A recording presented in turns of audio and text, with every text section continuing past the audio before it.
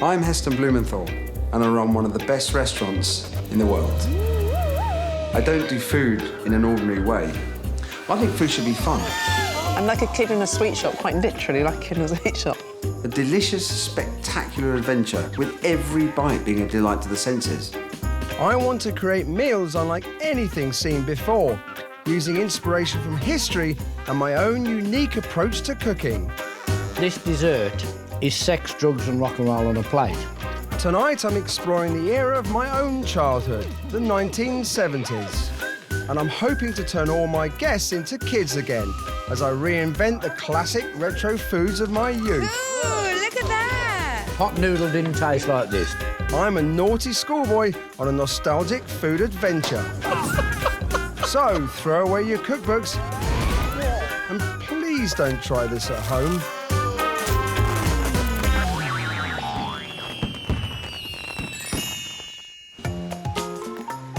I want to create an extraordinary feast that pushes the boundaries of gastronomy. For inspiration, I'm looking back into history and using incredible food ideas from the past to create dazzling new dishes. And tonight, it's personal, because I'm taking on the food age that I remember more fondly than any other. When it comes to food, there's always been one era that I've been totally obsessed with, because it was the age of my childhood, and that is the 1970s. The 1970s might be remembered as the era of striking miners, power cuts, and unforgivable crimes against fashion. But to a kid like me, it was the golden age of heat waves, chopper bikes, and Star Wars. If you were an adult, it might have been a food world of beige drudgery. But if you were a kid, it was a Technicolor wonderland of fab Ice Lollies and spangled chews, Angel Delight and space dust. I was in heaven. I have so many vivid food memories from the 70s. So this feast is a great opportunity and challenge to take some of the most memorable food I had when I was a kid and bring it back to life, but in a completely new way. Now, if that's not exciting, I don't know what is. So I'm going to take my diners on an amazing gastronomic trip through the food delights of my childhood. I might have looked like an angel back then, but believe me, I had a really mischievous side. And I'm going to use all this naughty schoolboy know-how to create a retro menu bursting with playful pranks and 70s surprises. And yes, school dinner will be on the menu. My 6 guests have no idea what's in store for them. The 70s is just all about nostalgia. So whether it's chopper bikes or, space hoppers or Kevin Keegan's curly hair and superstars, it's just got some really, really good memories. When I think of 70s food, I think of the start of sort of instant food like pot noodles that arrived. Well, I don't remember much about the 70s because I was too busy partying all the time. So it'd be nice to go back and see what I missed. It's going to be way out there. It's going to be out there in the stratosphere. It'll be like being on a rock and roll trip. I've even recreated my old school room circa 1976, so my guests can properly sample my retro delights. And I won't be tolerating any funny business behind the bike sheds. So for tonight's nostalgia-packed menu, I'm turning my childhood guilty secret pot noodle into a fine dining experience, taking on the dreaded 1970s school dinner and attempting to create the world's first flying dessert. It's gonna be quite a ride. So on with the feast, and I'm kicking things off with my fondest childhood food memory. When I think of the 1970s, the first things that spring to mind are long, hot summers and school holidays. And that reminds me of Ice Lollies. The summer of 1976 was so hot, I remember the tarmac on my road melting. Kids like me desperately needed to cool down, and Ice Lollies were the only way to do it. Sales of childhood favourites like Fabs, Mini Milks and Zooms went through the roof. So, I'm going to recreate that wonderful summer of 1976 memory for my guests by serving up gourmet versions of my 3 all-time favourite boyhood lollies. But ever the kid prankster, I've got a little trick up my sleeve. So these are Ice Lollies with a twist. The twist is they're all based on 1970s savoury canapés. So here's my first schoolboy trick. I'm going to make a mini version of a tangled twister lolly, that wonderful green and white striped ice with a surprise brightly coloured core. But instead of ice cream, I'm using the classic 70s combination, smoked salmon and avocado. So here, we've got some salmon fillet that I've smoked in Lapsang Souchong tea. I'm rolling my tea smoked salmon into a tube to form the orange core for my twister. I'm just going to pop these in the fridge just to firm them up for about half an hour. While that's setting up, I need to make the outside of my twister. So the green and white band is going to run around the outside of this salmon. I pipe alternating layers of 70s favourites, avocado mousse and horseradish cream. So there's the salmon core for my twister. I'm now just going to give it a very quick sear on the stove. I want to just firm the fish up. And now for the fun part. I roll it up and plug the top with a dab of the horseradish mix. So here is my smoked salmon, avocado and horseradish 1970s twister. Next is, when I think of growing up in the 70s in London, summer holidays, Hyde Park, there's one lolly that just comes to mind above all others, and that is Zoom. So next I'm going to make a classic Zoom lolly, that joyous three-coloured rocket that was the ultimate after-school treat. But I'm basing mine on that 70s favourite savoury dish, Waldorf salad. The key ingredients in a Waldorf salad, celery, apples and walnuts, will form the different coloured bands of my Zoom lolly. So I'm just making a walnut milk, and this will form the first layer of the lolly. I strain and pipette my walnut mixture into a mould to form the first layer. It's then set in the freezer. OK, so while my walnut layer is setting, we're going to make the next layer. This is the apple one. So here, I've got some red apples. Pop them into a juicer. To give my lolly a nice artificial red colour, I'm adding beetroot essence. I think the colours are so important. Think about all kids' sweets, not chocolate-based ones, but the other ones. It's all really bright, garish colours. And that was as important as anything else. So there's one more thing I want to add to this apple juice, and that's this, is malic acid. Malic acid is the acid that you find in apples. I want to accentuate the fresh apple character. While my apple layer is setting in the fridge, I create the final Waldorf layer from juiced celery and grapes, to which I add plant chlorophyll to enhance the colour. Now, that is what I call garish 1970s green. Here it is, my Waldorf salad Zoom ice lolly. Basically, it's 1970s Waldorf salad on a stick. And to complete the set, a savoury Wall's feast, made from retro-tastic chicken liver pate, fig and red wine compote, dipped in caramelised almonds and cocoa nibs. So here they are, smoked salmon, avocado and horseradish twister, chicken liver and fig compote feast, Waldorf salad Zoom. 3 summer memories with my playful schoolboy twist. But what will my guests make of my lolly trickery? I'll be watching nervously from the kitchen to find out.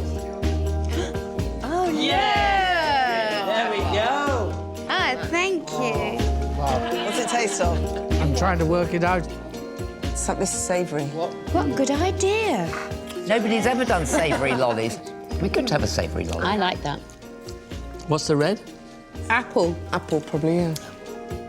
Yeah, celery. Waldorf salad. I have to go, so it's celery and apples. What's the top?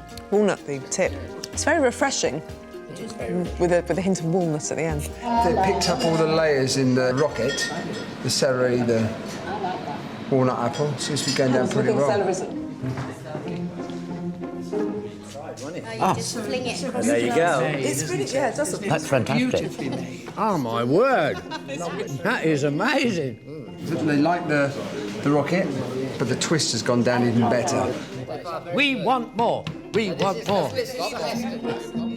Oh, this tastes meaty or... Chicken liver pate. Pate. Oh, yeah. That is amazing. This is absolutely gorgeous, isn't it? It's incredibly bizarre to eat chicken liver off a lolly. Do you feel the lolly has not been pushed to its real limits until this moment? Just reminds me of summer, like summer of '76 when I was a kid. It was a great year.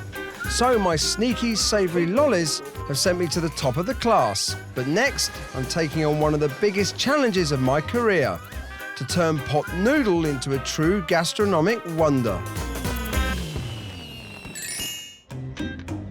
I'm using all my skills of creativity and imagination to create a once-in-a-lifetime feast.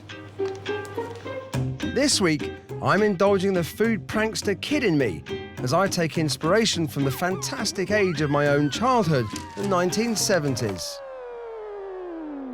I didn't grow up eating lobster and caviar when I was a kid. In fact, some of the foods I loved the most were the processed ones, like Smash and Angel Delight. And the fact that all you had to do was pour over hot water or milk and these dishes would literally come alive in front of your very eyes, that was totally magical. The 1970s saw an explosion in labour-saving instant foods as women broke free from the shackles of the kitchen and went to work. Angel Delight, Smash and Bachelor's Cuppa Soups, not to mention Nesquik and Bird's Dream topping, were just a revelation. This was the appliance of science to food in a way no one had seen before, and it completely captivated my imagination. And there's one 70s instant food that I remember more than any other because it had all of that magic, if maybe not the taste. And that, believe it or not, was pot noodle. I never thought I'd say it, but I'm a 3 Michelin-starred chef on a mission to reinvent pot noodle. But before I can even begin to do that, I need to get to the bottom of just why it made such a big impression on me as a kid. So, I'm going on a school field trip. I'm off to the pot noodle factory and I'm hoping that they can help me relive my very first 1970s pot noodle memory. And the only way I can do that is to recreate an authentic 1970s pot noodle. I'm hoping Works manager Stephen Lewis can help me. Is there any way that you can recreate the pot noodle that I would have had in the 70s? We should be able to maybe make a pot noodle from the past on our current production lines. And What, you actually think you could remake one of the 70s? Yeah, I think we can give that Fantastic. a go. It's not like that now, but the original 1977 pot noodle contained nearly 4 grams of salt and 10 different E numbers. That's just the 1970s taste I'm after. What we've got is we've got some old design packaging, which we're going to feed into the line now to make your retro pot noodles. Now that does definitely bring back memories. The guys here have managed to uncover the exact 1970s recipe, a heady mix of dried glucose syrup, salt, chicken flavouring and E635, a flavour enhancer that in a mix is up to 4 times stronger than pure MSG. Right, so there is my authentic 1970s pot noodle soup base. My retro pot goes back onto the factory line for some final processing before the lid is sealed. Right, I've waited 30 years for this, and I don't want to wait any longer.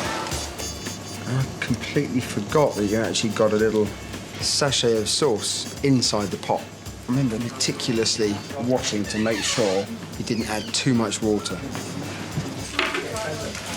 For me, the real memory of pot noodles is the fact that there was this ritual, this process of making it yourself, and the process of actually seeing the soup come alive. That was part of the excitement of it. Yeah, the flavour certainly brings back memories, but nothing compared to the memories of the ritual. And for me, that is the magic that I have to try and capture in my starter. For me, this dish is all about the childlike wonderment of the noodles and soup coming alive in front of your very eyes. And the fact that you've got to do something, a little bit of work to make the magic happen, just makes it that much more special. So I've got an idea, and I thought, what better place to try it out than the most famous toy shop on the whole planet, Hamleys. I want to see if I can push the magical ritual of making a pot noodle even further by having my guests actually make their own noodles as well. And I've got a schoolboy hunch that one of my favourite 70s toys might just help me to do that, a Play-Doh maker. My theory is by using a couple of highly technical, very modern and refined Play-Doh tools, I could create some of my very own Play-Doh noodles, edible. But my plan will only work if I can create a noodle dough with exactly the right consistency to go through the machine. Well, basically, Play-Doh is a pasta dough. It contains flour, water, salt, and a few other bits, notably colourings and stuff like that. So I'm going to try copying the actual recipe for Play-Doh, but leaving out any nasty additives so it's totally edible. To a 50% mixture of wheat flour and salt water, I add an ingredient called cream of tartar, and this will help give just the right consistency. Instead of artificial colouring, I'm using beetroot essence. I think part of the whole development process is about being inquisitive. Even if some of the things you do might seem a little bit bizarre and a little bit strange, it's amazing how many ideas can come out of seemingly bizarre and surreal experiments. Now for the moment of truth. The question is, will these come out of this little fella's head? Eureka! My improvised noodle maker seems to be working, and judging by the crowd, people are loving my schoolboy noodling. It's just the sense of fun I'm after for my dish, but what will my mad noodles actually taste like? I hope it's the flavour of the texture. That is truly unpleasant. Truly, truly, truly unpleasant. That is actually really quite horrible. Excitement. Oh, that's not good. It's not good, is it? No, it tastes like paint. In terms of taste, it's nowhere near there yet. But I do love the playfulness, and I think that's absolutely important and essential. And I've got to find a way to keep that essence in my starter. I want to give my guests the opportunity to make their own noodles. And the essence of this is certainly in the right direction. So how to go about creating a pot noodle that has all the messy fun of making your own noodles, but also tastes wonderful. OK, so here's how I'm going to do it. In here, I've got something called kombu. Kombu is a seaweed from Japan. This is kombu in its natural state. So what I've done here is put the kombu in deionized water, cooked it 65 degrees for 1 hour. To my kombu infusion, I add dried tuna flakes and strain to form a broth known as dashi. So now I'm going to use this to make my noodles. Noodles like you've never seen before. I then add gelatin to form a gelid noodle dough. So there's my dashi jelly. My guests are going to use this jelly dough to make their own noodles at the table. And inspired by my Play-Doh experience at Hamleys, I've knocked up my own schoolboy noodle maker in woodwork class. My guests are all going to get one of these, and they'll be able to make their own noodles at the table. It's not quite the bald-headed bloke that I used at Hamleys, but it's the same principle. My diners will be instructed to plunge their noodles into a hot teapot and leave them there for 2 minutes. Then something special will happen. So my magic dashi noodles are going to melt right in front of my guests' eyes and form the broth for my pot noodle starter. Here is pot Heston. Now, this is all very well, but, you know, this is a feast. This isn't a snack lunch. This is a proper feast. So for that, I need a proper pot noodle. Now, bring on the big boys. To go inside my giant pot Heston, I've made more dashi gelid noodles, but these ones won't melt because I've set them with a heat-resistant gel. Do you remember the puck of noodles that goes into the base of a pot noodle? This is my version of that. I then add braised seaweed, cubed butter mushrooms, chicken thighs, and fresh chervil. So, I've got my magic noodles. I didn't want to stop there. I was inspired by the sachet of soy sauce I saw in the pot noodle factory. So I wanted to make my own sachet but a magic one to go with magic noodles. So here is my sachet. But this has been made with edible cellophane. Just like the original 70s version, I'm filling it with freeze-dried peas and sweet corn. There's my magic sachet, but I'm a big kid, which means one is not enough. I want another one. So I've made another one. In here, I've got freeze-dried spring onion, sesame seeds, and the black bits are kombu. So here is my pot noodle. It's a pot noodle, but not as we know it. Behold, the world's first pot Heston, with tableside noodle maker, magical melting noodles, and edible sachets. So, time to see what my guests make of my gourmet pot noodle. Pot Heston. Pot Heston. Oh, that is a great name. This is a big pot noodle. Cool, look at that.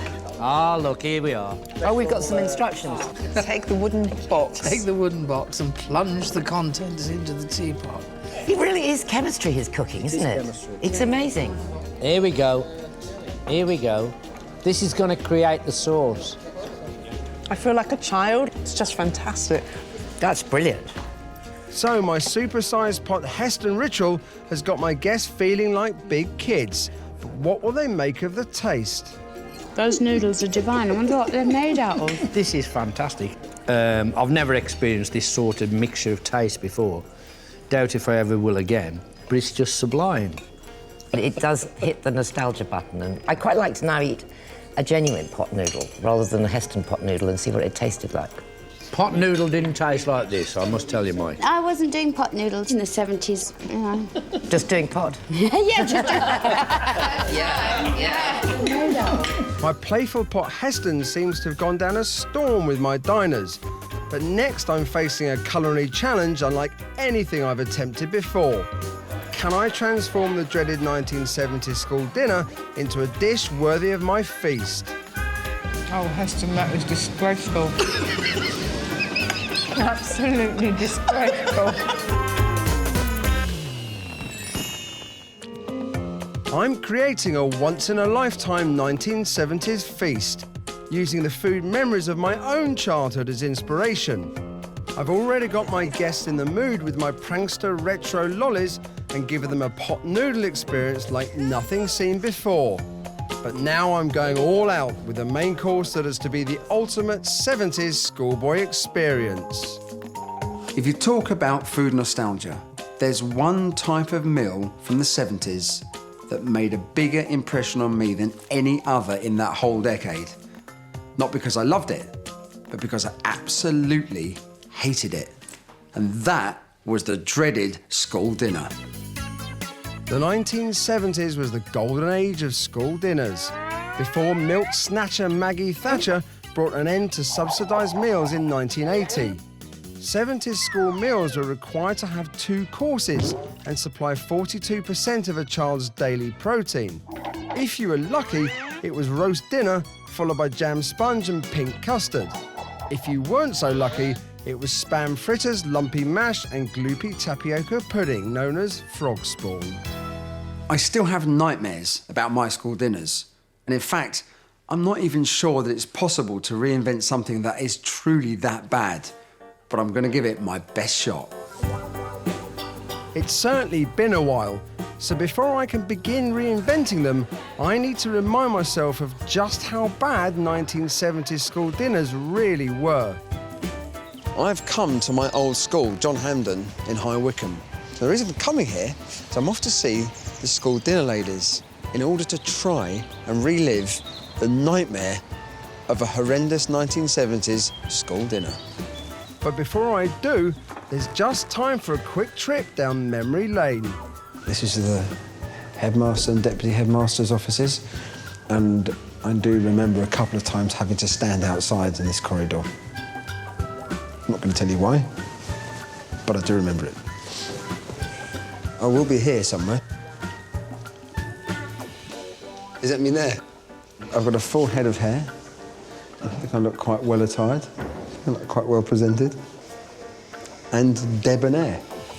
But with the lunch bell ringing, It's time to once again enter my boyhood food hell. Hello, ladies. Hello. School dinner ladies Jackie Wren and Maureen Buck usually serve up a variety of tasty modern dishes to hungry students. But today, they've agreed to take me back in time and help me recreate a genuine 70s school dinner. So what's first on the menu? Spam fritters. It had to be, didn't it? It has to be. Look at that. It does look like cat food, doesn't it? Yes. It smells like it too. Squeeze the tin.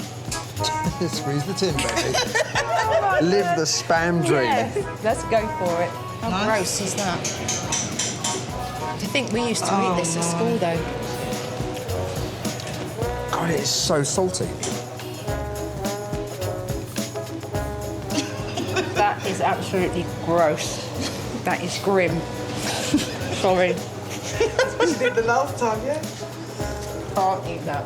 So much for raw spam, but we want a fritter. So undeterred, we're pushing on with an authentic, lumpy school dinner batter. Well, it kind of work for us. What do you think? Because I don't have to eat them. No. Nah. We won't torture you in that respect. Only if you're really naughty, we'll give you one of them. Yeah. Oh, is that a promise? Yeah? Gluey enough. Yeah, that's gluey enough. I tell you, I can't wait for lunch. No. Hurry up, I'm starving. Oh, my word. You hungry? Not for these, I'm not. Right, what's next then, Get it. chefs? Lumpy mash. How's that? That is the right texture, don't you think? I think it's perfect. Just the right amount of lumps for me. Yeah. Enough to soak up all the fat on my soggy spam fritters. yeah. And to go with my spam fritter and the lumpy mash, the one thing that no 70s school dinner is complete without, mullered cabbage. This cabbage is taking a long time to go brown. It is, isn't it? Yeah, it's just Maybe so I you- haven't cooked it for enough days. Yeah, you put that on in the wrong decade. Yeah, I should have put it on at least 20 years ago.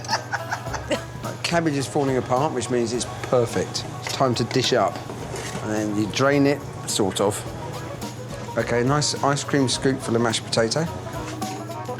Would you say that one thing, Heston?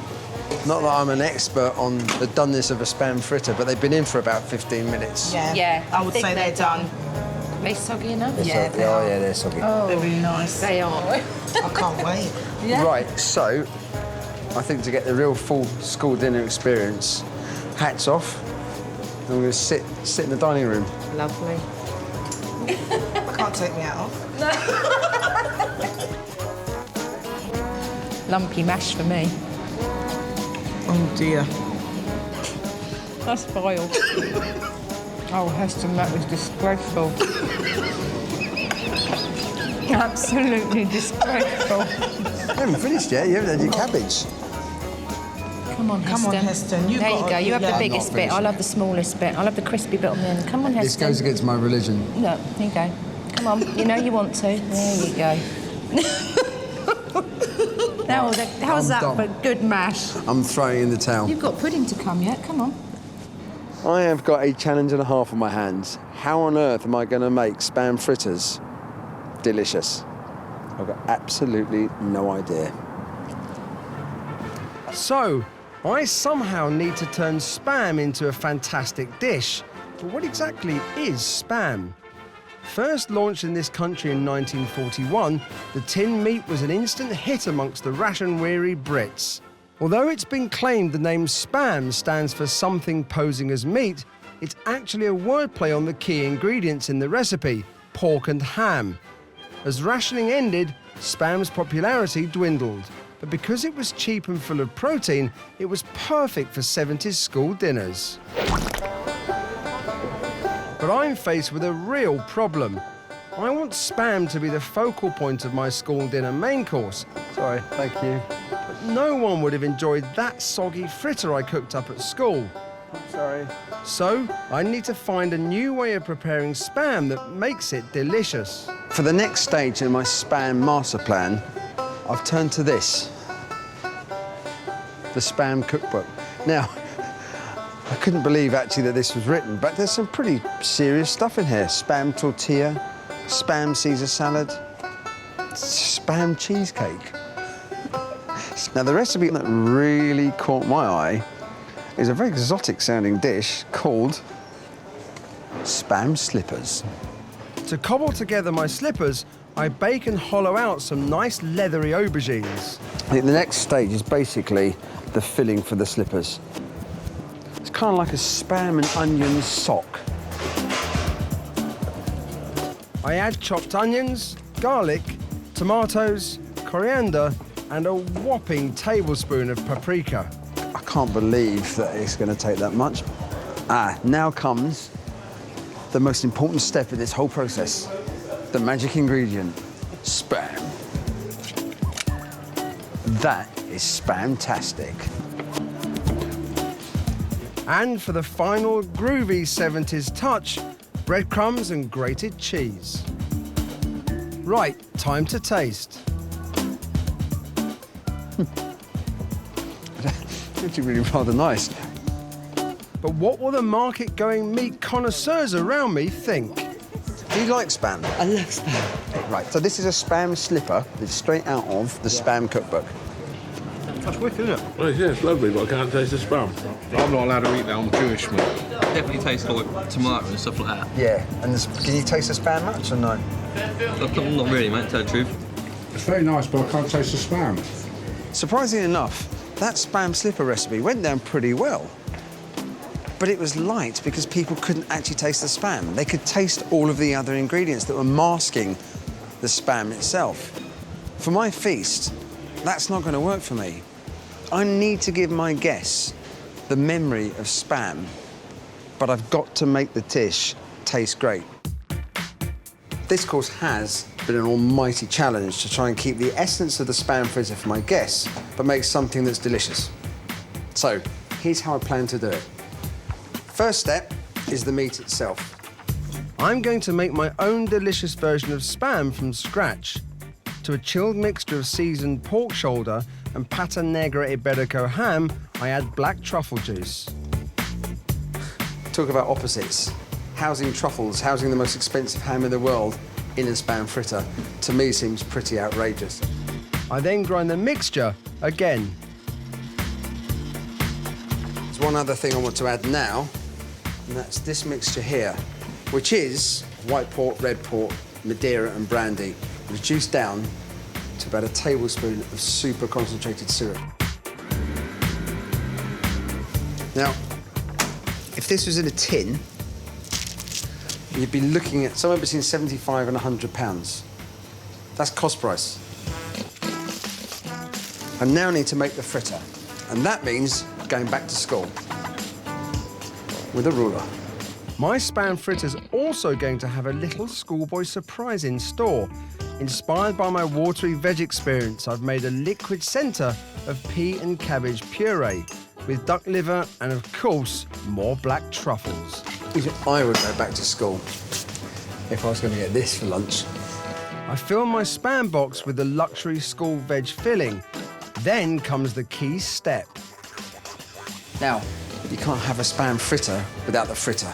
And fritter means batter. After coating in seasoned flour, I dip my spam into a light tempura batter made from flour, carbonated water and baking powder. Japanese panko breadcrumbs give a crunch a million miles away from the soggy 70s. Here we go. To accompany my fritter, I'm taking inspiration from that classic ice cream scoop of mash I had at school. But my mash scoop is also going to have a cheeky cabbage centre made by rolling a braised cabbage mixture in a thin strip of cured pork fat. And to really make my guests feel like kids again, I've got a little trick. One of these, an oversized plate to be served with oversized cutlery. And for the final touch, some lumpy school gravy, made from beef stock and pieces of bone marrow and served in a school milk bottle. So there we are, my 1970s school dinner. Iberico ham and black truffle luxury spam fritter, gourmet ice cream scoop of mash and lumpy bone marrow gravy. A 70s nightmare transformed into a gastronomic dream. There's the tray. Glorious food. Oh, yes. It's dinner time. The dinner bell's going. Go on, then. We want food, we want food. God, I haven't done this for years. Hi there. Afternoon. What you got today? Oh. There we are. Oh, my goodness me, that is really cute. Thank you.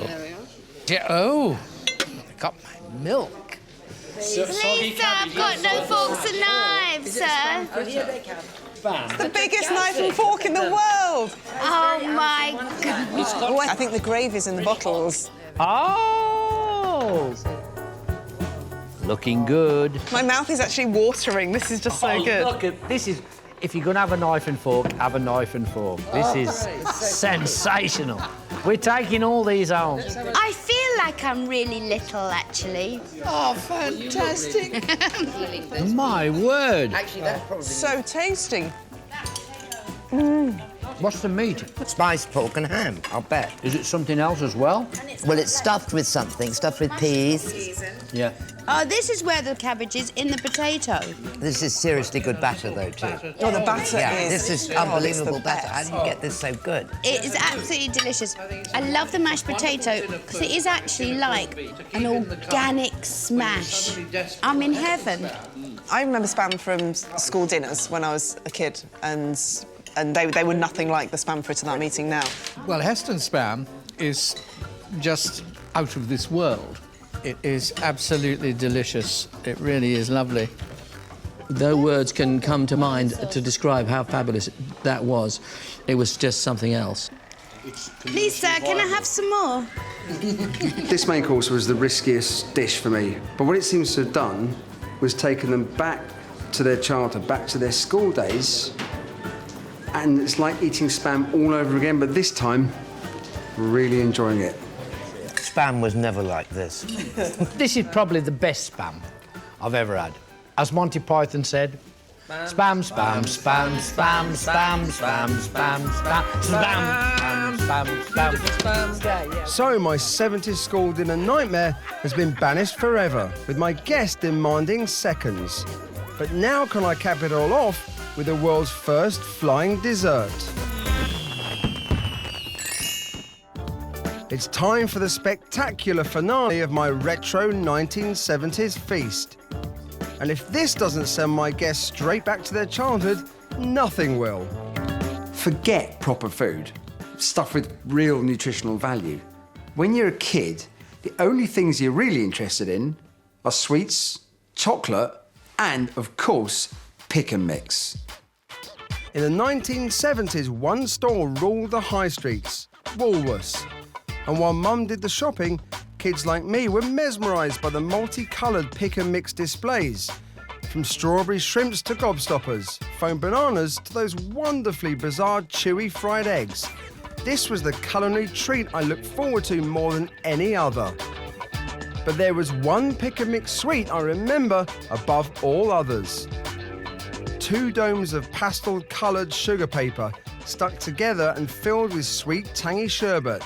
Yes, this is the legendary flying saucer. So what better way to end my childhood feast than with my own homage to this unforgettable 70s sweet icon? Had an idea. What if I could make a giant flying saucer to give to my guests?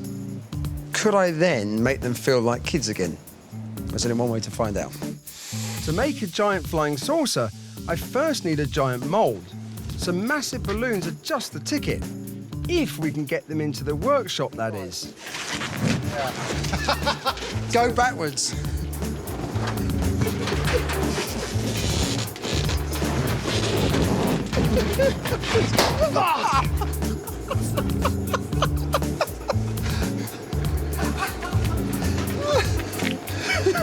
I think this one's finished, Chef.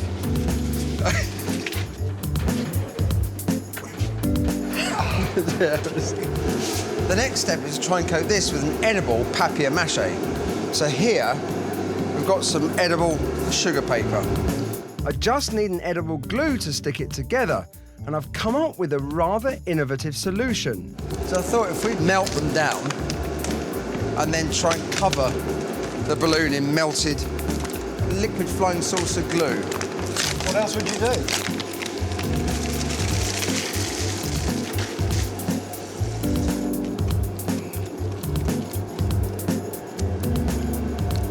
Perfect. With my edible glue ready, it's time to start making my giant flying saucer.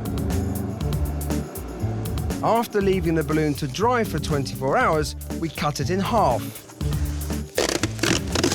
And as it's just a prototype, we're going to stick it together with tape.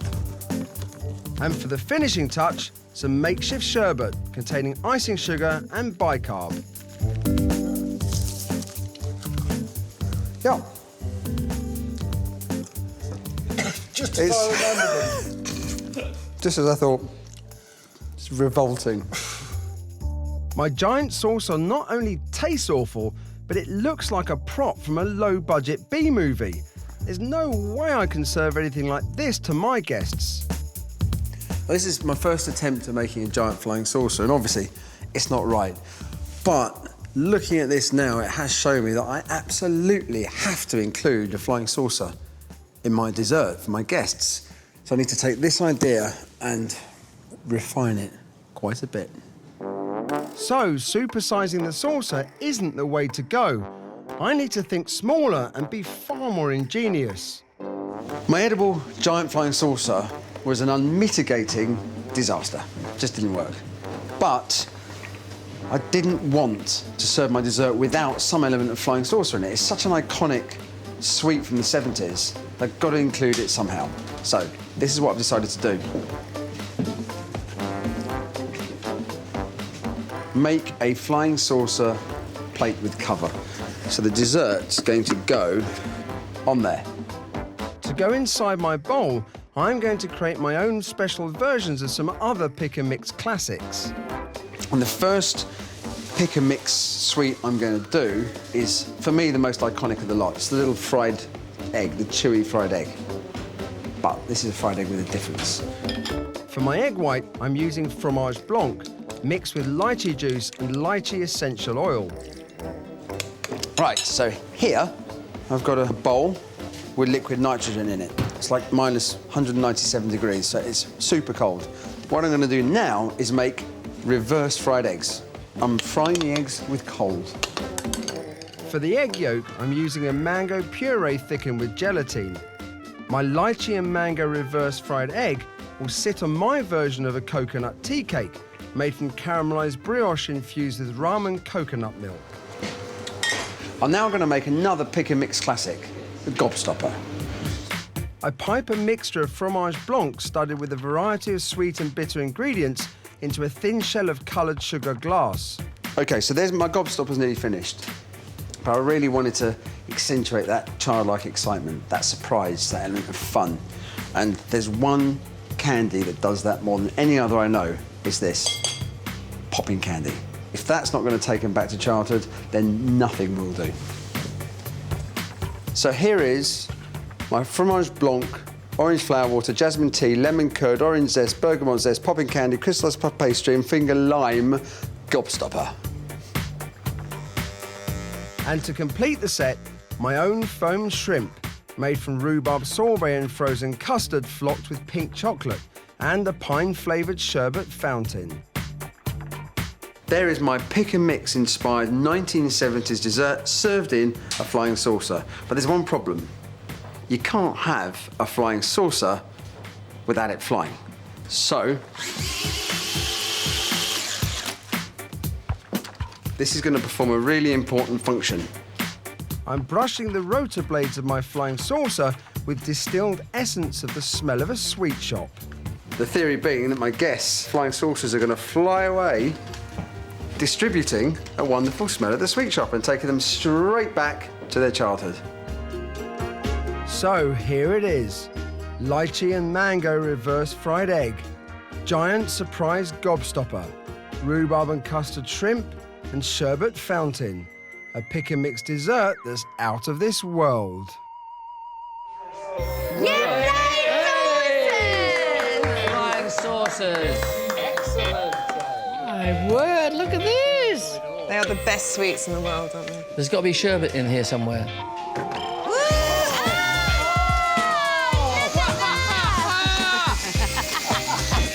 Oh, it's got Joe. It's blowing up your dress. I'm getting worried about this. I'm getting very worried. Look at that. Fantastic. Fantastic. My word! Mine worked perfect. Oh, it smells just like it should. The whole room smells of sweet shop. Oh, this is what I it's a love, sherbet the sherbet dip. fountains. It's like those things that explode in your mouth. I love sherbet fountains, and this is the best one I've ever tasted. Lemon inside it's made the blue. That egg is lovely. Oh, it's popping in my mouth. Taste this one. It's space dust. Do you remember space dust? Because I remember standing up. I remember waiting in the queue to go into school, and you put it on your tongue, and it would just explode. And then the teachers would come along, and they'd be like, "Take that out." Oh my God, that's amazing. I've got sherbet all around my hands and my mouth, and sticky lips and everything. I'm like a kid in a sweet shop, quite literally like a kid in a sweet shop. I think the era of the 70s was sex, drugs and rock and roll. And this dessert is sex, drugs and rock and roll on a plate.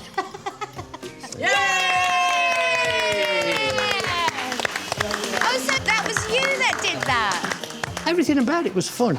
And that's what the 70s was to me. It was fun all along the way. And it did actually take me back to the 70s. Today really did take me back to my childhood. I was suddenly having all these memories. It was just incredible. It was so clever. It was amazing to eat as well. You know, he is this mad scientist and he's a mad artist, and the two of them together just make perfection. So I'm wanting my guests to get the same excitement out of this feast as I got from my memories of the 70s. And I think I've managed to bring my 1970s back to life. Heston rockin'. Loads of money! Potato waffle! That really just showed what a toasty could be. Seal that deal. Oh, it's hovering. Oh my God, there's no rocks. I officially love the 80s.